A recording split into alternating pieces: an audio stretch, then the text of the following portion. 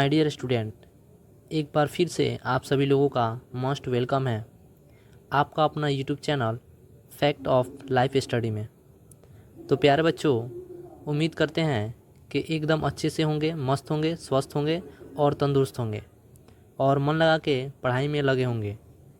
तो आज आप सभी तैयारी के साथ आए होंगे। तो चलते हैं इतिहास के तीसरे चैप्टर में, जिसका नाम हिंद चीन में राष्ट्रवाद।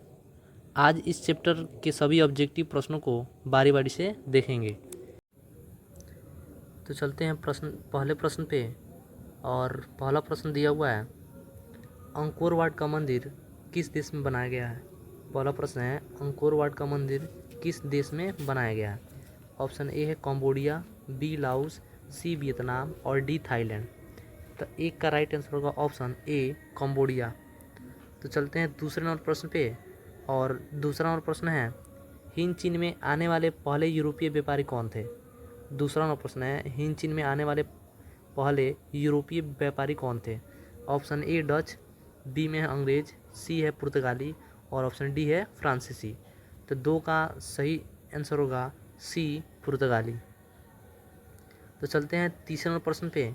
और तीसरा नंबर प्रश्न है, फ्रेंच इंडो चाइना की स्थापना किस वर्ष हुई। तीसरा नंबर प्रश्न है, फ्रेंच इंडो चाइना की स्थापना किस वर्ष हुई। ऑप्शन ए 1802 में,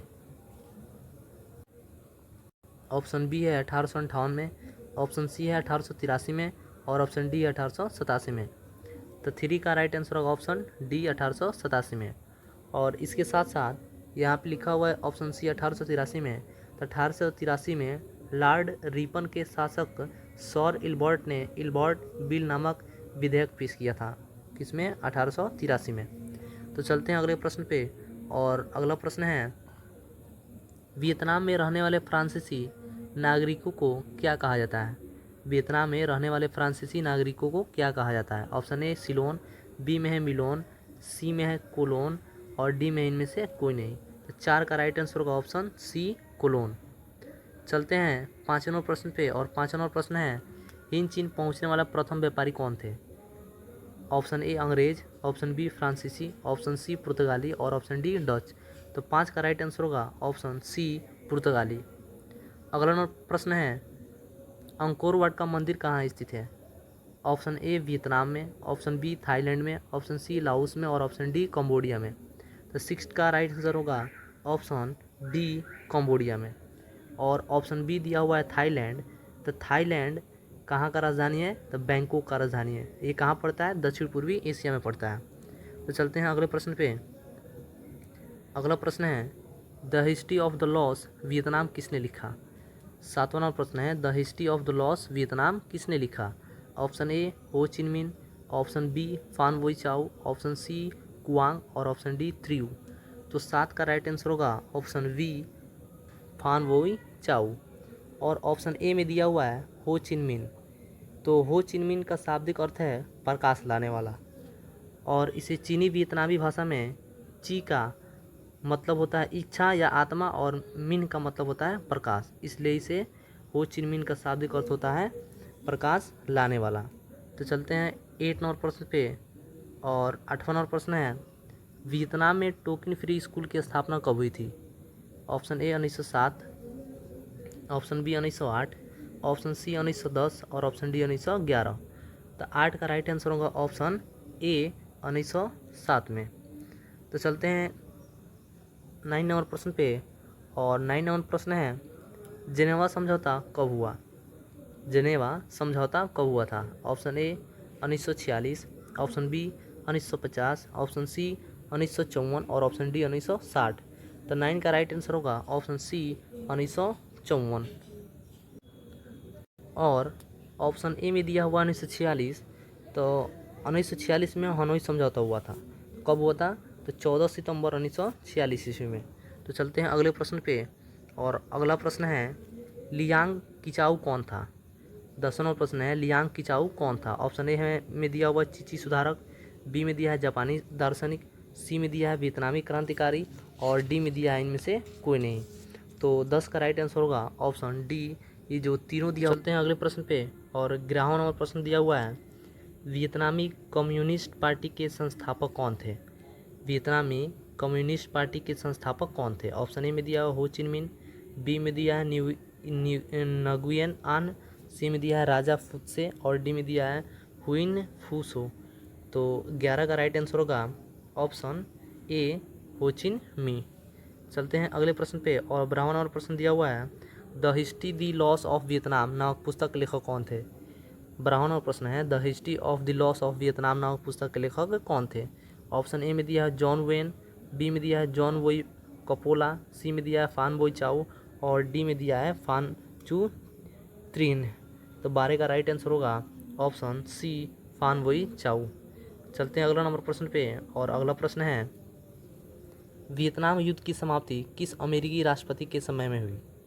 ऑप्शन ए में दिया है जॉर्ज वाशिंगटन, बी में दिया है निक्सन, सी में दिया हुआ है जॉन एफ कैनेडी और डी में दिया है एफ रूजवेल्ट। तो 13 का राइट आंसर होगा ऑप्शन बी निक्सन। अगला नंबर प्रश्न है 14 नंबर कि जिनेवा समझौता किस वर्ष हुआ था? ये आगे भी क्वेश्चन आया हुआ था, यानी बार बार रिपीट क्वेश्चन का मतलब ये है कि ये क्वेश्चन मस्ट भी आई क्वेश्चन है और ये बार बार बोर्ड परीक्षा में भी पूछा जा चुका है, इसलिए इसको ध्यान से देखना सब। तो 14 नंबर प्रश्न है जिनेवा समझौता किस वर्ष हुआ था? तो ऊपर आया था तो बताया गया था कि कब हुआ था। 14 का राइट आंसर होगा ऑप्शन सी 1954 में। और ये भी बताया गया था कि 1946 में क्या हुआ था। तो चलते हैं अगला प्रश्न पे। और 15वां नंबर प्रश्न है हिंदी चीन में कौन राष्ट्र शामिल नहीं था? हिंदी चीन में कौन राष्ट्र शामिल नहीं था? तो 15 का राइट आंसर होगा ऑप्शन चीन।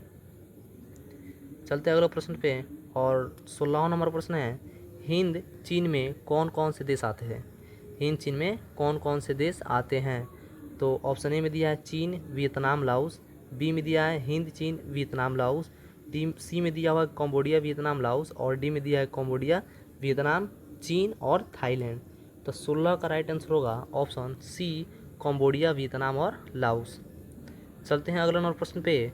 और 17वां नंबर प्रश्न है हिंद चीन में बसने वाले फ्रांसीसी को क्या कहा जाता है?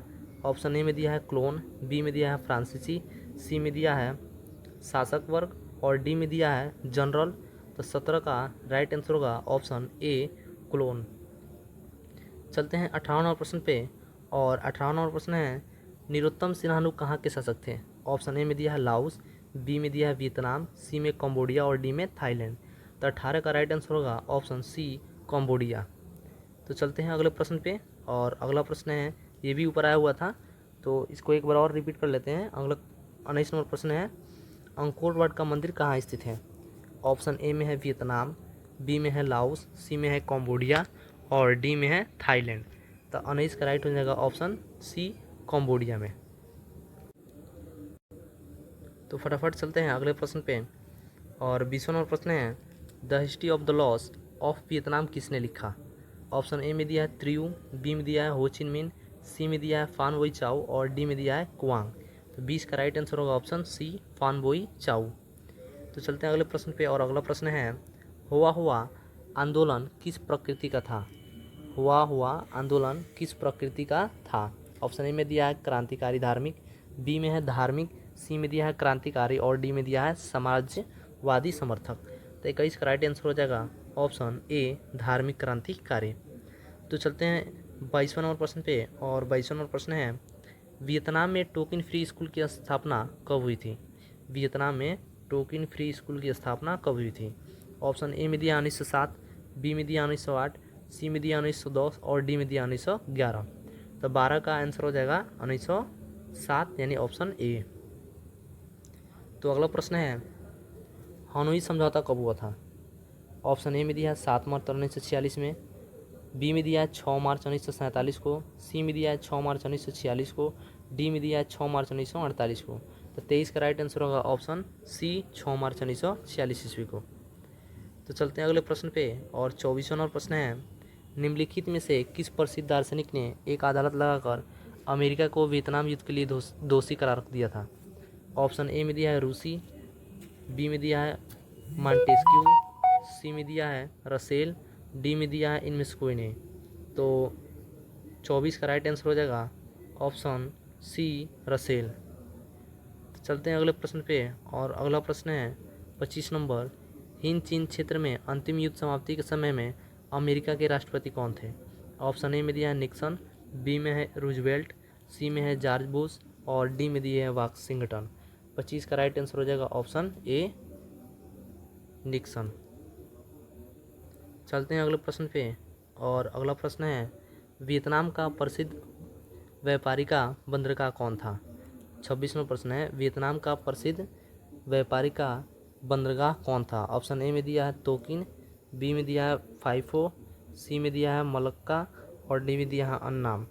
तो 26 का राइट आंसर हो जाएगा ऑप्शन बी फाइफो।